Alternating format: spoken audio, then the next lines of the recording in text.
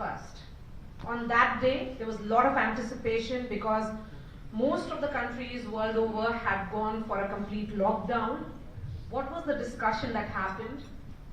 Give us a thought what happened, what was the nature of conversations like?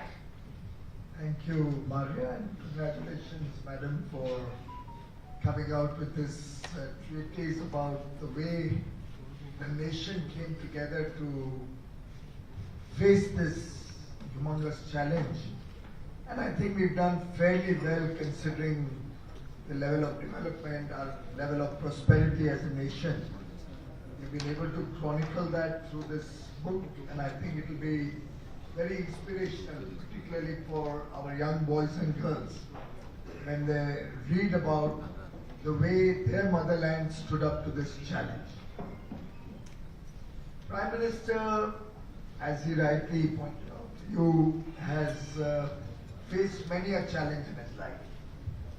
But the good part about his way of working is that he never gets hassled. Most tumultuous of times or problems, he's always very calm and composed. Very good listener. I don't know, it's a facet of the Prime Minister not very much publicized. He's a remarkable listener. And he absorbs knowledge, doesn't make notes, doesn't need to put pen to paper, he just absorbs whatever is being given out. And a voracious reader, gathering intelligence, gathering knowledge about different circumstances. I'll just give you a little perspective why he was able to go through that period with this confidence. I remember in the early days when the virus had just surfaced around January, February, and we saw the first few cases around end of February in India. I think by March we had about 300 odd cases in the country. March of 20. One of those days, he gave me a call. My son had just come back from his college because everything had gone into lockdown and everything was offline. He came down to India, and Prime Minister called me up one day and said, and since he has worked with him earlier, the news background, said, ask him to study what happened to nations during the Spanish flu and assess what happened to nations which focused on lives, how did they do further, and what happened to nations which focused on livelihoods or their economy, how did they progress? It's quite an intriguing thought. But the Prime Minister had probably studied the Spanish flu in great detail, assessed what happened during that period, and was kind of validating or testing his own theory or testing his learnings out of the Spanish flu. And you'll be amazed at the findings when we try to look into the history of a 100-year-old pandemic. Not that there was much empirical evidence about different nations, but within the United States of America, different states had responded differently. And those states which had focused on their economy went down the tube over the next few years and decades. And those nations which responded with a serious effort or an attempt to protect lives, focused on health infrastructure, they came out the winner at the end of the pandemic and they recovered much faster. Their economies did well in the decades after the pandemic. Now I'm just giving you this example, just for you to reflect on the nature of deep study or the spirit of inquiry that the Prime Minister has on any challenge that he's faced with. And that's exactly what he did. He rallied the whole team together, got the whole nation involved. We had a Janta curfew for one day, kind of a test run to see how the people respond. But the adulation for the Prime Minister, the love and affection that the people of India have always given him, and the single most defining feature being trust.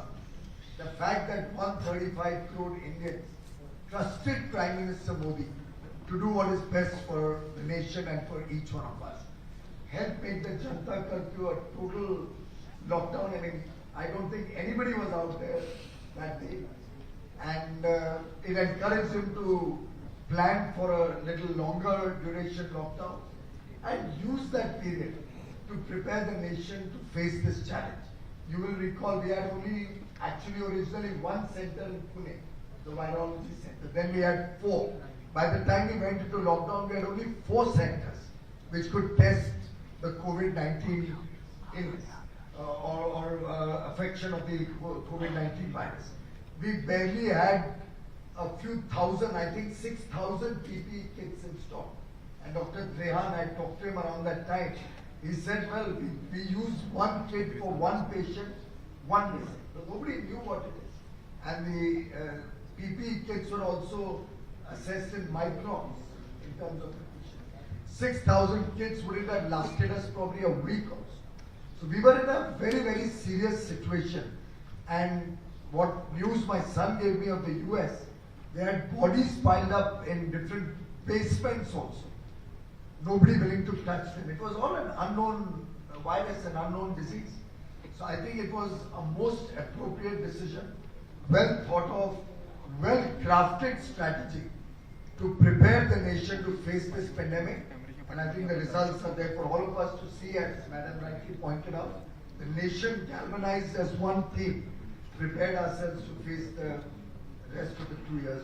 Yes, and the strategy, as you pointed out rightly, sir, changed from Jan Bhi, Jahan Bhi. That's what the next address of the Prime Minister was. I'm going to talk about the Shramik Express and the entire controversy, Centre versus State on that, and also the Oxygen Express with you. But before that, Devendra Fadnavis, Iqbal Chahal, BMC Commissioner, says, quick response when he sent an SOS on oxygen issue to Chief Secretary Rajiv Gauba. And on the same day we heard from the Chief Minister speaking completely different. What was really happening in Maharashtra?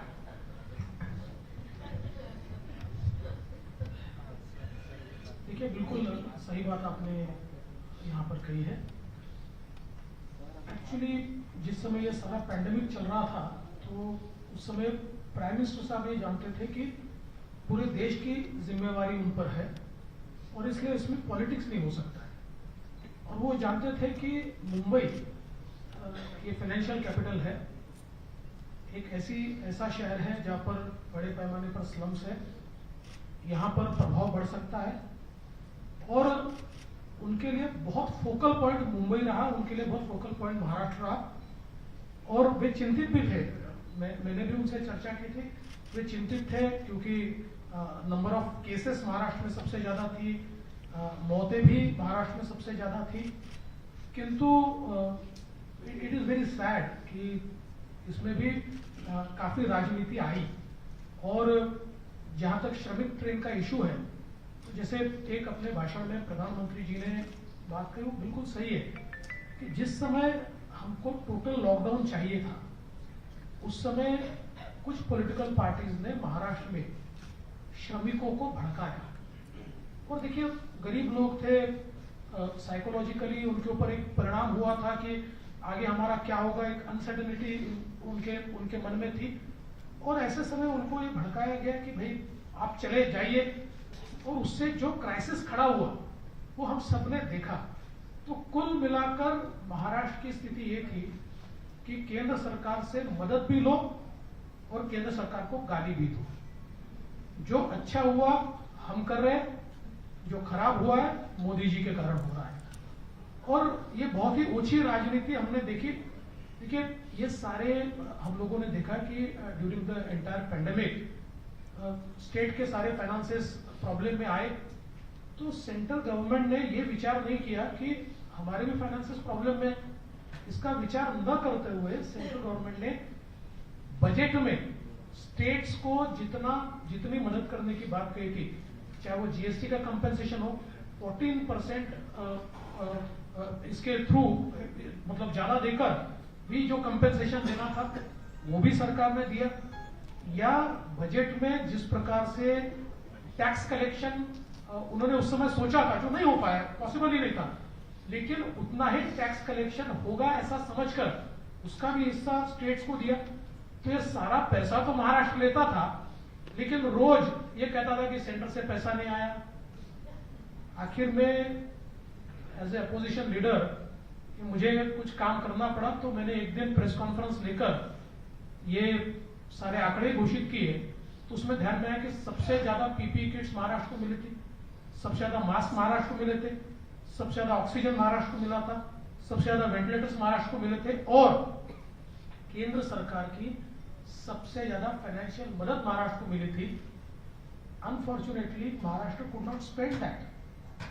1200 crore रुपया जो महाराष्ट्र को केंद्र सरकार ने दिया था first response के लिए, Maharashtra could spend only 600 crores and 600 crores were unspent and they were clueless what to do। और फिर भी जैसा आपने कहा कि इधर एक्नॉलेज करते थे पैसा, उधर कहते थे केंद्र सरकार पैसा ही नहीं दे रहा है, केंद्र सरकार हमको ये नहीं दे रहा।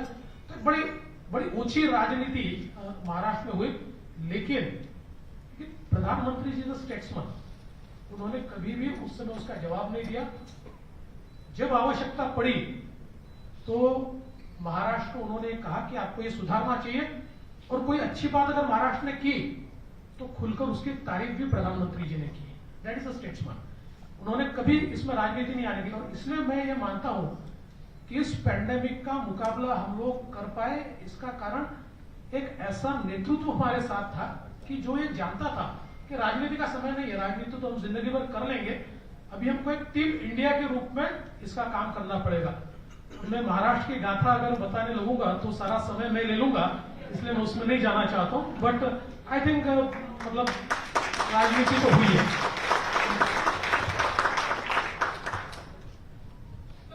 Jalil Parker, as someone who covers this government in Delhi and has covered the party for several years, one thing that stood out certainly this time around was the number of meetings that Prime Minister would hold, and with multiple stakeholders, doctors, vaccine manufacturers, those manufacturer businessmen, industrialists. Throughout the pandemic, there was one message after another we would get. The Prime Minister is doing this meetings with chief ministers, then district magistrates, particularly with doctors. How significant was it? And trying to understand what is that we are in, because it was almost like an uncharted territory, as WHO had famously said, but also at every step telling a nation that I'm there to take care of you. I'm trying to understand what you are going through. Well, what astounds and surprises me is that I don't know how our Prime Minister works for so many hours in a day. I have not interacted with him personally, but I can tell you that the representatives, some of whom is present over here, I had interacted with him on practically a daily basis, and there used to be a concern, and I'm talking about Fadnavis ji because he's sitting over here. He used to call me up asking me that what medicines do we need, how much do you think we would need, what is the oxygen requirement, the bed requirement, and whatever I could share with him. He used to give me a hope and a certainty that yes, we'll do the needful. Piyush Goyal is sitting next to me. I have never spoken to him, but I can tell you that his nephew, he's a friend of mine, he's a doctor. His name is, Piyush Goyal. For 2 years, believe me or not, he's a gynecologist and his wife is a gynecologist. They had nothing to do with COVID, but he would see to it that the patients were sent to the hospital where I was working. I'm talking about Lilavati, and he would organize the ambulance or a cab, whatever, medications, etc. So there were many people like this who used to come forward and who used to help us. We didn't have time to breathe. And now, even today, it makes me shudder when I think about COVID, because I nearly knocked the door. and I came back. We have lost our near and dear ones, and what I would say is the efforts that were taken from the center to see to it that the doctors would get their best. I think they did a wonderful job, whether it was regarding oxygen, whether it was regarding medications, whether it was regarding ventilators, non-invasive ventilators, beds. I think they did their best. One has to understand, rather than criticizing our own country again and again, I think one should appreciate that our population is so huge that whatever we try is going to be less. Now the countries in the Western world, what is their population? Their population is nothing. कुछ नहीं है, लेकिन उनके यहाँ भी तो लोग मरे, उनके यहाँ भी तो बहुत लोग मरे, वहाँ भी तो रास्ते पर पड़े थे। तो ये हर बार वो कहना कि हम कुछ नहीं किए, हमने कुछ नहीं किया है, ये गलत बात है। मुझे लगता है कि everybody has given their best. You talk about the policemen, you talk about the nurses, you talk about the fire brigade, the ward boys, the nursing attendants, the philanthropists. I mean, the vaccines that were distributed. I remember then when I got ill and I was dying, I was not even aware what was going on. My friends, they were roaming around in the city of Mumbai to get that vial to be given to me, that one vial. And later on I came to know that how all these people helped, and I became very emotional about it. See, that is what people have gone through. They have lost their jobs, there was no money. How can you handle such a huge population? And nobody knew about this illness. And I can tell you, even today, none of us know anything about COVID-19. Please take it with a pinch of salt. People might not like what I am saying today, but none of us know even today. All the medications that we gave. I'm going to take that thought a little forward. The author writes in a book about a renowned Washington DC based epidemiologist who gave select media interviews and talked about a situation where 40 to 50% Indians will eventually be infected by month July 2020, and thus will be around 300 to 500 million people on the higher side, and the ICU requirements would not be sufficient, and this the model that the epidemiologist talked about would lead to mayhem. If we don't know anything about it, how does this epidemiologist create that panic? See, each and every one made their comments based on their perceptions. So I would not agree to what these people have said. Now let me tell you, in the first wave, when the Western world was 6 months ahead of us, they gave the medications which we also gave. But are we giving those today? No, we are not, because it's a learning process.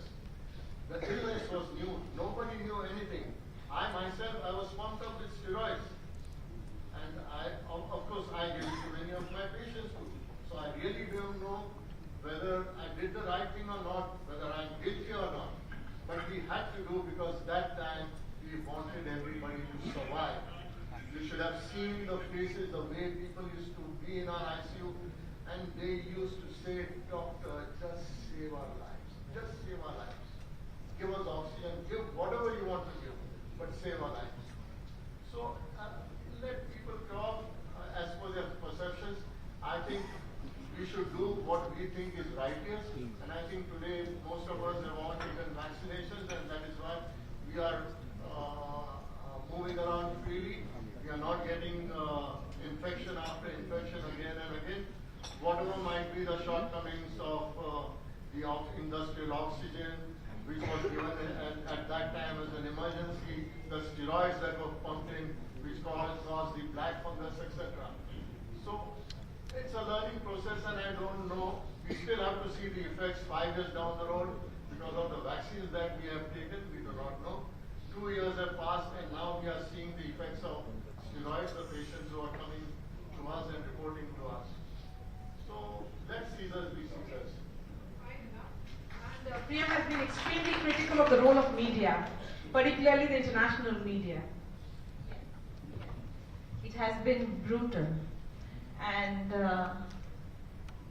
this is something that I overwhelmingly felt when I was reading about COVID, when I was talking to various people during the research about COVID, that sections of Indian journalists, a certain section of Indian journalists lost loyalty to India very, very quickly as compared to journalists of other countries. In other countries, the situation was much worse. Bodies were being stuffed in ambulances. Nobody even had a name. They were just taken there, dug in, and things were forgotten about. Leaders of nations had to resign because of COVID. Election results showed up and voted for the other party in some of the biggest countries in the world. Even then, the media, the international media, has been kinder to those countries than it has been to us. And why is that? Why is that? Because our most scathing pieces have been written internationally, that have been written in international publications, have been written by Indian journalists sitting in India, not even employed by them, but they're working as consultants for them. So that's a shame. Shame. Let me bring in the minister again. Mr. Piyush Goyal, the decision to run Shramik Express, the criticism is that it came too late, and the Oxygen Express. When was the decision taken, and was it only when you realized that there was shortage? Well, I think, first of all, the point about Shramik Special has to be understood in the context of that time.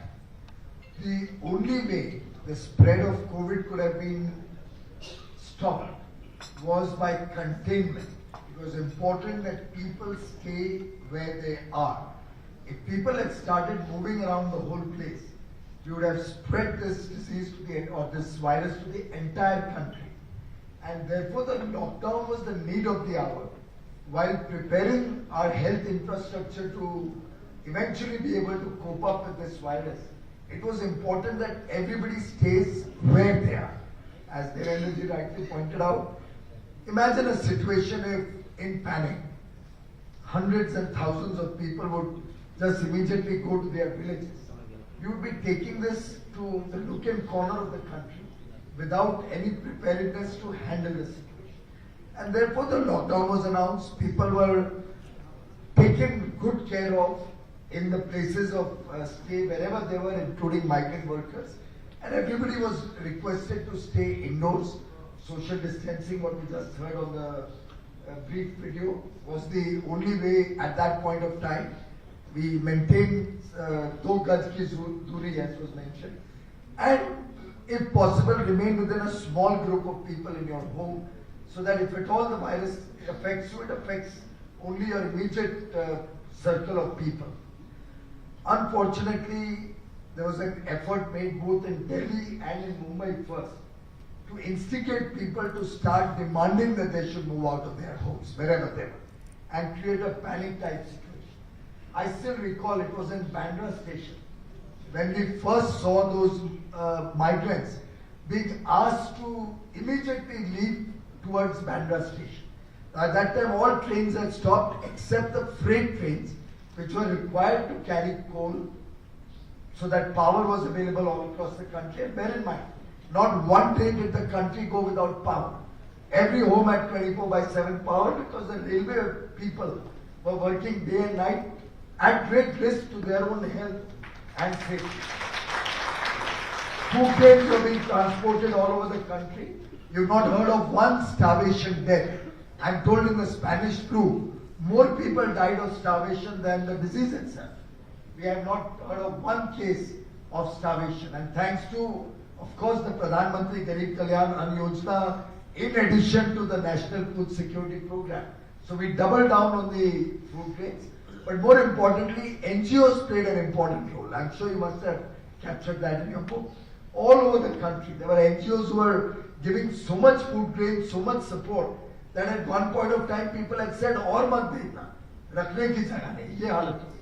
Everybody, PSUs, corporates, private sector, well-meaning individuals, many of them in this room, all were out there supporting people.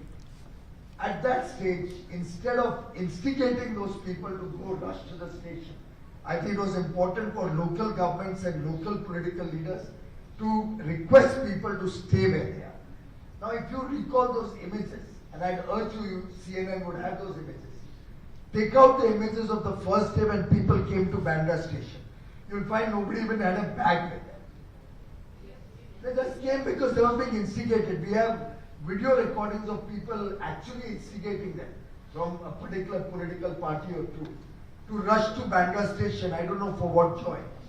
Similarly in Delhi, in the slums, people were being told to go to the bus adda in the Anand Vihar. That's right.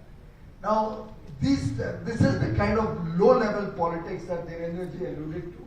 I think it was very unfortunate that this caused a little bit of a panic, and the migrant labour started, when they realized that the trains are not working, they started in fear walking towards their hometown or taking whatever vehicle, a truck or a bus or a transporter's vehicle, whatever they could lay their hands on. It was at that point of time that the Honourable Prime Minister took a decision that if we are not able to get the whole political establishment work as one collective entity and contain people where they are, then we should provide for their safe passage. And therefore, we geared the railway machinery, again at great risk to their lives. Every coach had RPF personnel, the drivers, the motormen, all the station staff, all were also under lockdown. They were all collected, and I think May 1st, we started the Shramik Special. Before that, we also had a test run from, I think, Hyderabad towards the eastern part of India. There was a test run done to see that what would be the protocol of running the Shramik Specials. And then after that, from May 1st, we started running. We ran about 4,621 Shramik Specials, if I remember the figure correctly now. Almost 61 lakh migrant labour officially travelled on them. Many more would have gone unofficially. Not one instance of rioting, not one instance of inconvenience. Meals were given, water was given throughout the journey. And I think in a way it showed the sensitivity of the Prime Minister, who ideally should have been able to contain everybody where they were, which was the right thing to do, instead of spreading it to the villages. But when certain political parties and leaders did not allow that to happen or wanted to create disruption, we responded by starting the Shramik Specials and ensuring safe passage for our migrant labour. Of course, Oxygen Express was an idea that evolved when the second wave came in a big way. And we saw the demand for oxygen go up by leaps and bounds. And you know, as a nation, we should all be proud that a nation which used to produce between 800 and 900 metric tons of liquid medical oxygen per day was able to ramp it up 10 times to 9,000 tons per day in a short span of time. Hardly within the course of 3 weeks or 4 weeks, from 900 to 9,000 is a phenomenal achievement. The Western world also has not been able to do that. And decisions were taken literally on your feet. So the decision to convert industrial oxygen to liquid medical oxygen being at about 96% purity against 99% of industrial oxygen, it was easier to do that. Nitrogen tankers, argon tankers were all converted to move LMO. Across the country, storage tanks were used of the steel plants, the oil refineries, every available facility, public and private sector working in tandem. The whole of the government approach was taken up, the whole of the nation approach was evident in this fight against COVID. And since the oxygen generation was at a few locations, particularly in Western India and Eastern parts of India, South having almost no medical oxygen of their own, long distance travel was required to reach oxygen. And therefore, first we started by tankers on the road, realized that the turnaround is almost 14 days. These tankers can't go very fast. They're loaded with inflammable material. Then we started the Oxygen Express. That also took about a week of trial runs, creating the ramps, moving them, then gradually increasing the speed to check the stability. We used military wagons, the military carriages on which the trucks were mounted. They had to be properly stable. We had to see the route, that nowhere there are any overhead bridges or road overbridges or any locations where the bridges cannot take the weight of this extra weight of these tankers. There was so much of a logistical nightmare. But I must compliment the 1.1 million railway employees who worked day and night to make it happen. So first we started moving the tankers by rail. Then the Honorable Prime Minister one day in the night told me, late night, he used to call up at 1 o'clock, 2 o'clock, after he had finished all his reviews and the monitoring of the situation across the country, for his ideas to be experimented. He said, why don't we use the aircraft to move the oxygen tankers? We talked to the experts, they said it's very dangerous to move inflammable material. So then we started using them only for the empty tankers. So we used the large military aircraft, C-20s or whatever they are called, to move one way the empty tankers, and return used to be by road, which reduced the 14 days to about 7 days cycle. And then, because most of the eastern parts had airplanes or military airplanes, we could do that. Then the idea struck that even 7 days is too long a period. We didn't have enough tank engines. So we started moving the empty tanks by air, bringing the full tanks by train. So we would move trains, empty trains there, while the tankers were being moved by air, fill them up, and then trains would bring them down. The entire cycle was brought down to 2 days. After that. So it was experimental, as Doctor said, everything was new. Such a thing has never been done in the world ever. India was the one who showed the pathway to the world. And then finally we even sent oxygen to other countries which had an oxygen shortage later on. Once we had met all our requirements then and our COVID numbers came down, we actually would export oxygen free of charge to other countries which faced oxygen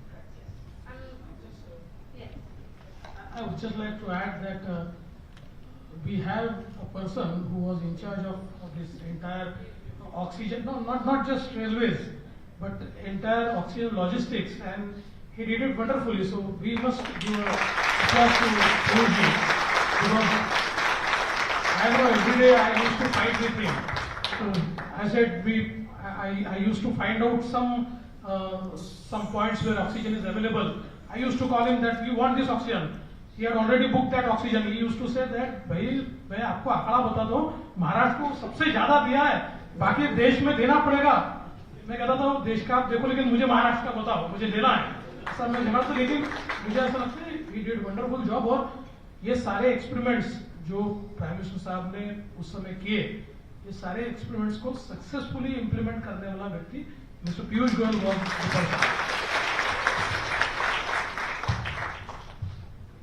Let's come to vaccines. While vaccine Maitri was lauded by the world, as far as India is concerned, we heard a lot of states talk about कि आप हमको इतना vaccine दे दीजिए, ये petition आ रहा है, वो petition आ रहा है, and among those states was also Maharashtra.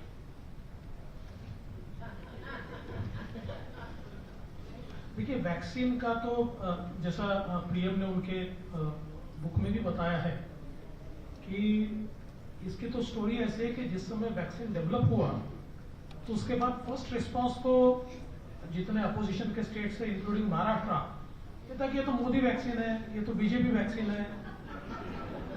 कुछ लोगों ने कहा कि हम तो लेंगे ही नहीं, ये हमारा वैक्सीन ही नहीं है. अल्टीमेटली वो सारे लोग लाइन में लगकर वैक्सीन लेते हुए हमने देखे.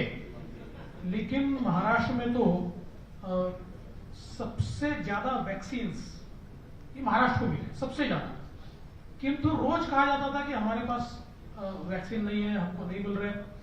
अल्टीमेटली ये जो पॉलिटिक्स हो रही थी, इसको काउंटर करने के लिए केंद्र सरकार एक डायनामिक पोर्टल पर रोज इंफॉर्मेशन देती थी, और उसमें ध्यान में आने लगा कि जिस समय महाराष्ट्र कहता है कि वैक्सीन कम है, वैक्सीन कम है, उस समय उनके पास कभी 2 लाख, कभी 5 लाख वैक्सीन पेंडिंग होते थे, स्टॉक में होते थे, क्योंकि वो लॉजिस्टिकली उसका डिस्ट्रीब्यूशन नहीं होता था। तो मुझे ऐसा लगता है कि मुझे वो दिन भी याद है कि हमारे मुख्यमंत्री जी ने एक दिन कहा कि my check for 700 crores is ready, I'm going to pay it to the central government, I'm going to buy it. वो 700 करोड़ का चेक कभी दिखाई नहीं, और सारे पैसे का तो सवाल ही नहीं था, सारा वैक्सीन तो फ्री में ही केंद्र सरकार ने दिया। सी हाउ द पॉलिटिक्स, यहाँ पर एक हमारी इंस्टीट्यूट है राज्य सरकार की, तो कहा कि अब हम यहाँ वैक्सीन तैयार करेंगे, और हाफकिन में will manufacture the vaccine in Haffkine institute, और आज लेटर भेजा और कल प्रेस कॉन्फ्रेंस ली कि हमने केंद्र सरकार को परमिशन मांगी, they are not giving us permission, what is this, we are ready to manufacture the vaccine and the central government is not giving us permission, और काफी उसके ऊपर न्यूज भी चली। On the 3rd day central government gave permission to manufacture vaccine in Haffkine institute. वो दिन से लेकर आज तक 1 साल से ज्यादा हो गया है, वैक्सीन का भी नहीं बना है। It never started, never.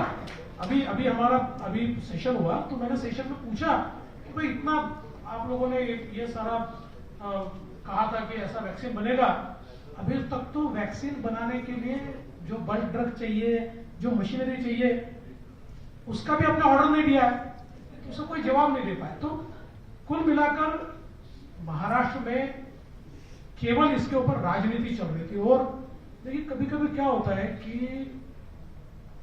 एक प्रधानमंत्री इतना काम कर रहे हैं और हम नहीं कर पा रहे हैं, ये जो एक मन में भावना होती है ना, उस भावना के कारण हम लंबी लाइन नहीं खींचना चाहते, तो हम जो लाइन खींचे हुए उसको मिटाने का प्रयास करते हैं। वो मिटाने का प्रयास यहाँ पर चल रहा था, और हमने तो देखा महाराष्ट्र में तो खैर प्रशासन किस प्रकार से उस समय चल रहा था, ये बताने की आवश्यकता नहीं। मैं तो as a leader of opposition I went to every single district, हर हॉस्पिटल में मैं गया, और फर्स्ट वेव से लेकर तो सेकंड वेव के अंत तक एक दिन ऐसा नहीं था जिस दिन मैं फील्ड में नहीं था।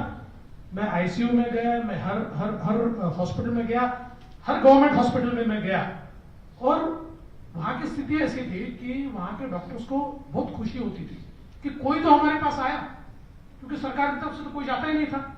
तो वो ये कहते कि देखिए कुछ कमियां तो है, पर हमको वी आर वेरी हैप्पी। हमारे दूसरे विपक्षी नेता वो मेरे साथ होते थे, तो कहते थे कि we are very happy somebody is taking a note, कि कोई तो हमारे पास आ रहा है, कोई तो हमारा देख रहा है, कोई तो हमसे समझ रहा है। मुझे लगता है कि एक जो रिस्पॉन्स होना चाहिए, जब सरकार रिस्पॉन्स नहीं दे पा रही थी, तो जो रिस्पॉन्स सेंट्रल गवर्नमेंट दे रही थी उसको बिलिटल करने का प्रयास, और इसी के ऊपर ये वैक्सीन की राजनीति हुई।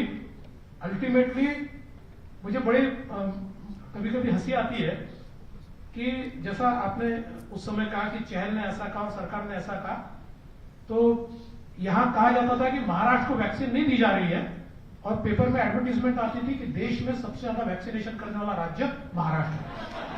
तो मैंने एक दिन पूछ लिया कि भाई ठीक है, अगर महाराष्ट्र को वैक्सीन नहीं मिल रही है तो आप पहले नंबर पे पहुंचे कैसे? ये वैक्सीन जमीन से उगी या आसमान से टपकी, ये तो हमको बताइए। ये तो मोदी जी ने दी हुई वैक्सीन है। तो राजनीति हुई, ओछी राजनीति हुई और गलत राजनीति हुई।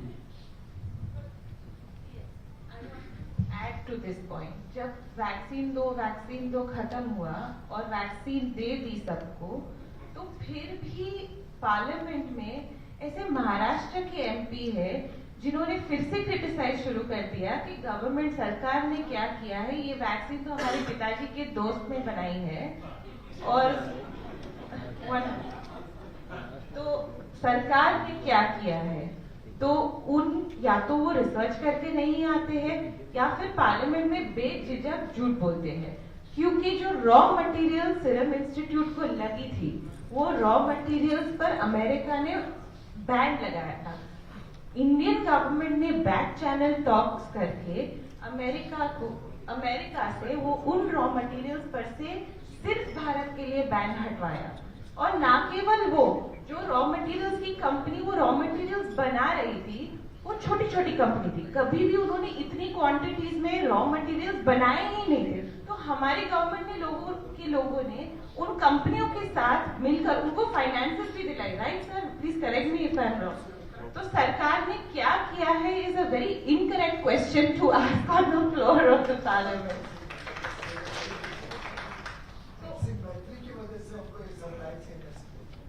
I'll open the floor for questions, but before that, Dr. Parker, despite the criticism around the vaccine, it did not really lead to hesitancy. People were prompt enough to take the vaccine.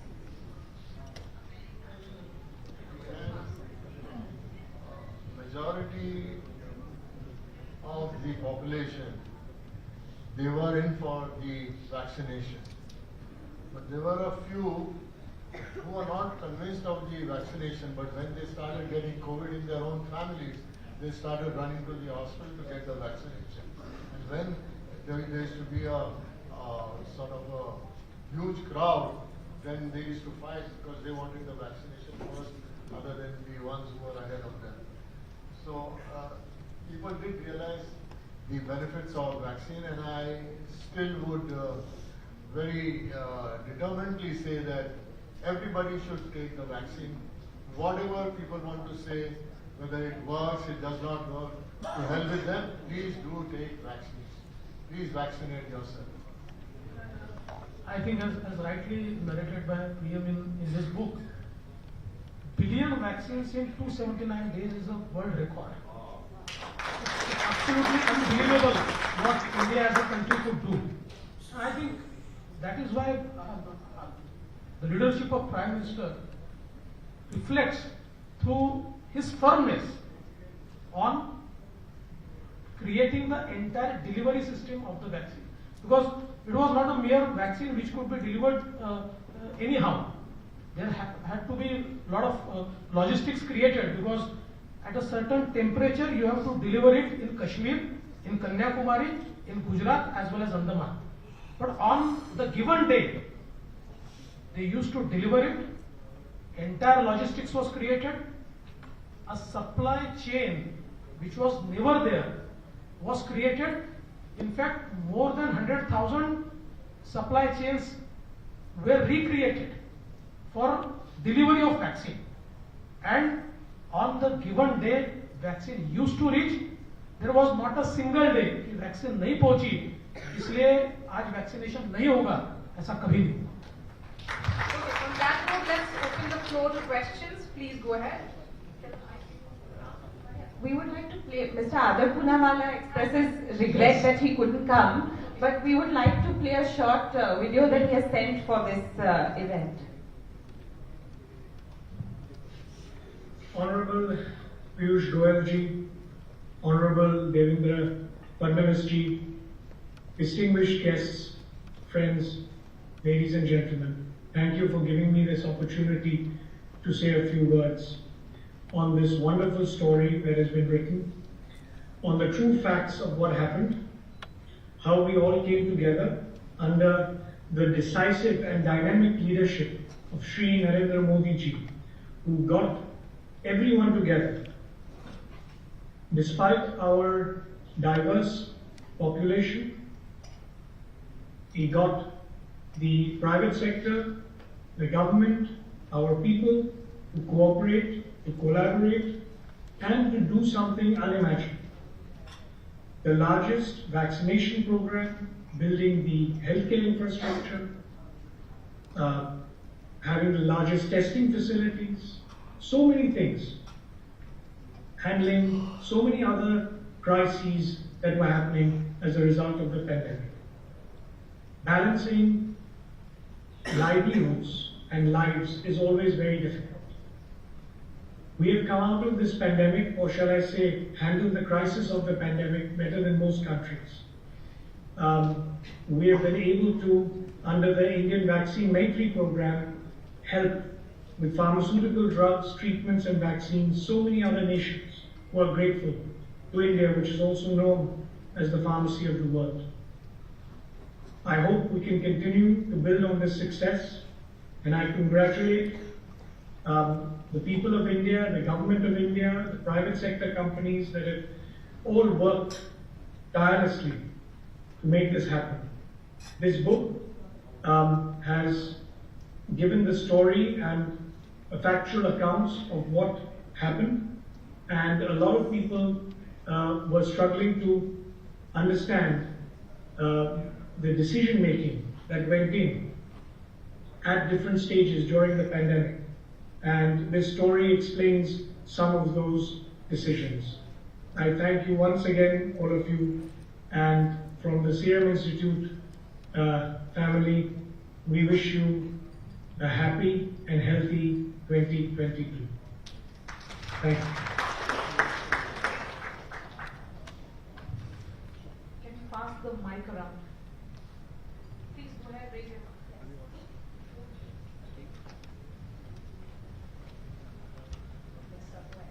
Thank you very much for a very interesting book. I just want to point out one point, as Piyush said. When Spanish flu, by the way, I'm Dr. Batra and I represent alternative medicine and homeopathy. When Spanish flu was there, the mortality rate was 30% with the system of medicine at that time, and with homeopathy it was only 1%.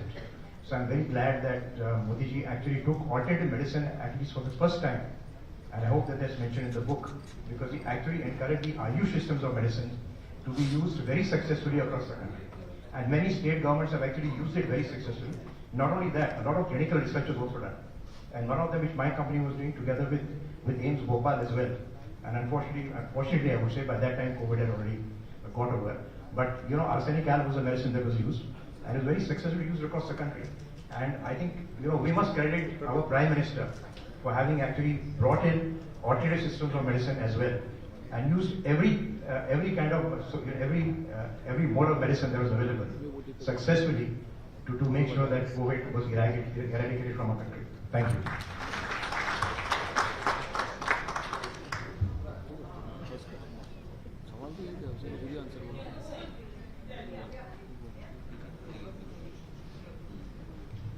Well, at the outset, I would like to congratulate the organizers for choosing a panel that can stand testimony to the efforts that the nation as a whole and the government of India has taken to conquer these crises. Honorable Devendra Fadnavis, we've personally seen him work during the COVID crisis, where we almost thought he's still the Chief Minister of the state. And after raising to every district of Maharashtra, when he contracted COVID, he was one of the few leaders who got himself admitted to a state-run hospital in my constituency, expressing faith in the government medical facilities, and he can definitely stand testimony to the crisis and the work that the government has done. Honorable Piyush Goyal ji, who has shadowed the Prime Minister in every effort during this COVID crisis.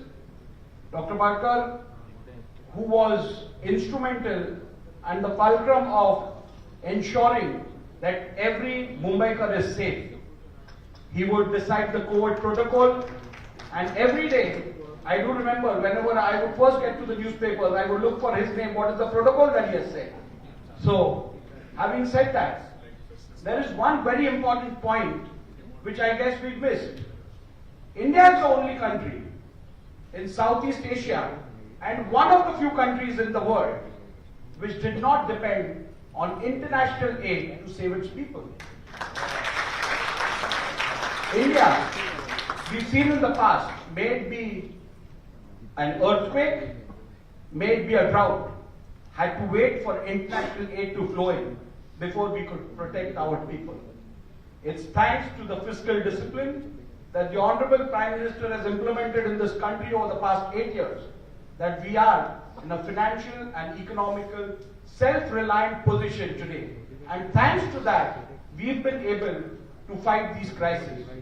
Having said that, my question or rather request to Honorable Union Minister would be, though health in a federal structure is a responsibility of the state as well as the union, we don't have much to look forward from our state as of now.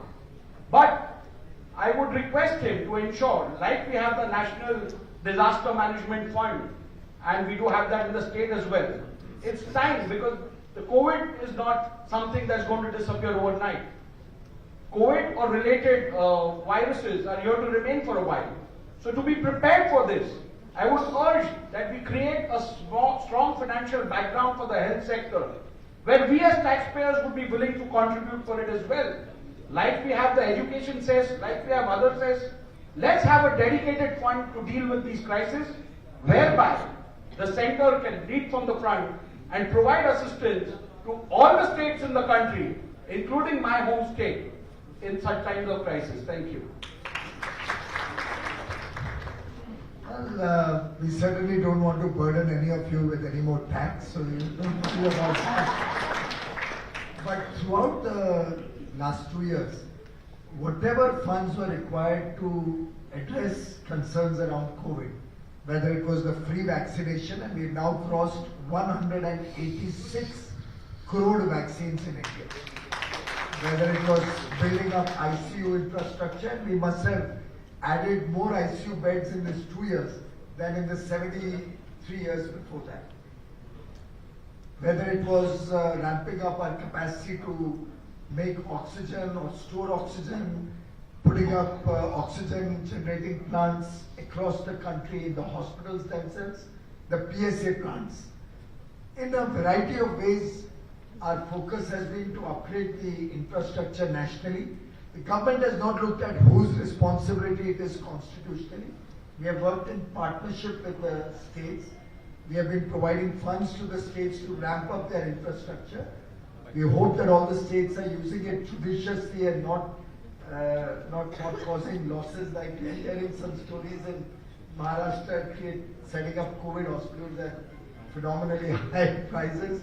I hope they don't misuse the funds that are received from the center.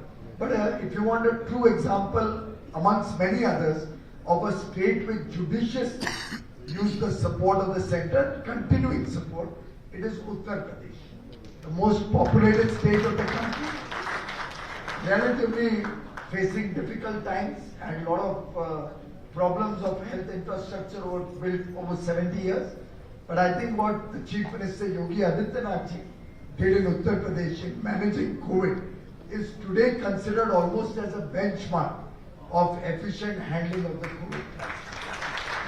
For the level of development, for the high population, the density of population, and all the various challenges of migrant labor coming from all sides back to Uttar Pradesh, he embraced them with open arms, never refused to let any of his own persons or anybody come into his state, never criticized any political party or made political brownie points, focused on carrying everybody along. His principal opponent, who just lost the election, actually had criticized this vaccine tremendously and refused to take it for a long time.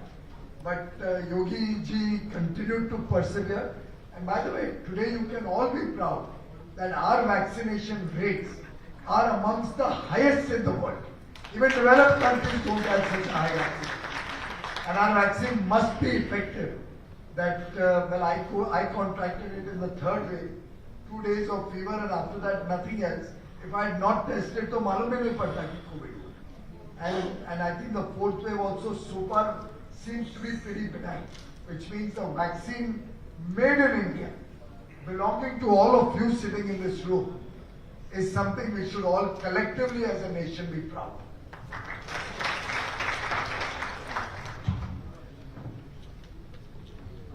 Like I said, I would like to thank Devendra ji for, having confidence in our facilities, government medical facilities. I think what I'm saying reflects the mood of everybody in this hall and in the country, as well as in the world, that we are very, very lucky that Modi ji was our PM at this crucial juncture, because I just can't imagine what would have happened if Modi ji wouldn't have been there to lead us. Now, I want to ask Devendra ji that what does he feel that when he was, before he became leader of opposition for some days, he was staying in a rented apartment. And then we have heard of a person who created 41 assets in 2 years during the same time. So I want to know what are his feelings about it. And second thing is, second question is that in the last 2 years we have seen there have been a lot of strikes in BMC hospitals. ASHA workers have been having problems. Medicines have expired in JJ Hospital and many public hospitals in Maharashtra. So do you think Maharashtra government has learnt its lessons? Ma'am, it's a small request. Following whatever questions we have, can we keep it a little bit focused towards COVID? Yeah, these two questions. I leave it up to sir. First question I won't answer because it's out of syllabus. Yes. So I'll personally tell you. But about the second question, you're absolutely right. Even today, if you go to the JJ hospital or if you go to any hospital for the sake of it elsewhere in Maharashtra, there is a huge shortage of medicines. It's not because Maharashtra does not have resources to procure the medicine. It is because there are vested interests in procuring medicine. So if I decide that I want to procure medicine only from Mr. Piyush Goyal, and if Mr. Piyush Goyal doesn't fit into the entire process, then I don't complete the process. I keep it pending. That is what is happening in Maharashtra, and that is why with all the resources, and let me tell you, I have been Chief Minister of Maharashtra, even if I am leader of opposition, I would say that financially the most stable state of India is Maharashtra. Most stable. But even then, the situation is that there are no medicines available in the government hospitals. We'll have one last question and then we'll end. My question is to Piyush Goyal, sir. Sir, in the past there have been a lot of disease happened and vaccines were produced worldwide, but it's always reached India very late. This is the first vaccine which was researched in a record time and executed to all Indians in a record time. So please tell this secret. There's no secret. It's, as they say, elementary, my dear Watson, something like that. When the COVID-19 hit the world and India, obviously the effort to start finding a solution, a medicine to cure it, and the effort to start producing some vaccine to prevent it was uppermost in the minds of world leaders and doctors around the world. Usually, and as Madam just now mentioned, India would never bother about these things because we never had the confidence in the ability of our scientists, the wonderful work our doctors are doing. Somehow we love to deride our own country. We don't have that feeling that we can do it. That can-do spirit was always missing. Whereas Prime Minister Modi gives a lot of respect to our own capabilities and the capability of all our people sitting in front of us. And therefore, as soon as this problem arose, he worked on a twin track. On the one hand, started financing credible companies with cogent plans to develop a vaccine, started supporting them, seeing what research is happening, and accordingly pumping in funds to these companies to encourage them, and simultaneously also doing research on medicines to find a cure, which are ongoing. Now, I remember at that time, he visited all the vaccine manufacturers across the country. Then he would continuously hold video conferences with them. He would call them to Delhi to discuss. Now, somebody can say he's not a doctor, but he was involved in the process to motivate them, inspire them, encourage them, and very often you can also get a sense, even though you may not be a doctor or a scientist, you get a sense which direction people are headed. And I would very often meet the scientists who would, after an exchange with the Prime Minister, either come to my home or talk to me on the phone, including Adel, who was there on the VC. They were so enthused by the interactions and the motivation that Prime Minister Modi would give them. And this showed his sense of timing, that let's not delay a single day. And from the word go, he focused on promoting Indian research into vaccines, promoting Indian research into medicines. You spoke about Ayush. I remember receiving a call from him one day that there's tremendous potential in Ayush solutions But till we can validate it, make sure it doesn't start getting propagated as medicines which can solve the problem, but they have immunity boosting capacity. They need to be validated to get the DGCA involved. So we got the Director General, the Drug Controller of India, Dr. Somani, connected with the Ayush authorities. We have an MP, Dr. Raj Sharma. Then I had a doctor, a homeopathic doctor from Pune and Mumbai, Dr. Anil Habbu. All sorts of people. Everybody with the best of intention got involved, and we never tried to tout anything as scientific discovery. We let the doctors do their job, the researchers do their job. Our role was only facilitate, and that's what Prime Minister Modi led from the front. He never let anybody feel let down. Even if there was failure, he would encourage them, may or mehnat karo, or try karo. Zarur rasta niklega, kuch aayega. And therefore today we have more vaccines developed in India than any other part of the world. Today we have about 5 or 6 successful vaccines which are at different stages. Some are already out, some are at different stages of development. And I remember when I became eligible in, I think April of 2021, at my age group, when we became eligible, and we had to choose what vaccine to take. Now, other doesn't like the thought, but my wife took the view that look, from childhood, we've been taking vaccines and we've been giving vaccines to our children produced by Bharat Biotech. And therefore, hum to Bharat Biotech ka co-vaccine hi lenge. And that was the confidence which Prime Minister Modi inspired in the common man in India, that India-made vaccines can be equally good. And India researched vaccines. I'm told many research papers are now suggesting to be amongst the best in the world. So we can really, as a nation, take pride in that. But it was a continuous effort of monitoring and encouraging these researchers and our doctors and frontline workers, scientists, which has led to this fantastic achievement. Thank you so much. I think this wraps up the question. On behalf of each one of you, would like to thank our esteemed guests. No, I think we're...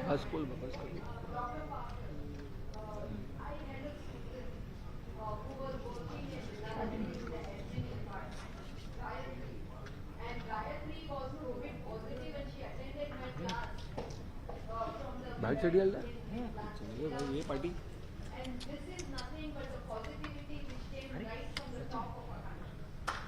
Thank you so much, ma'am. Thank you, each one of you. Thank you for coming here. Thank you, sir.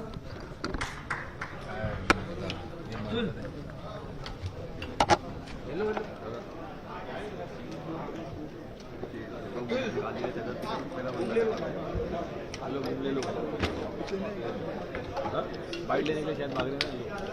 अरे ये दिया ना, report दिया ना।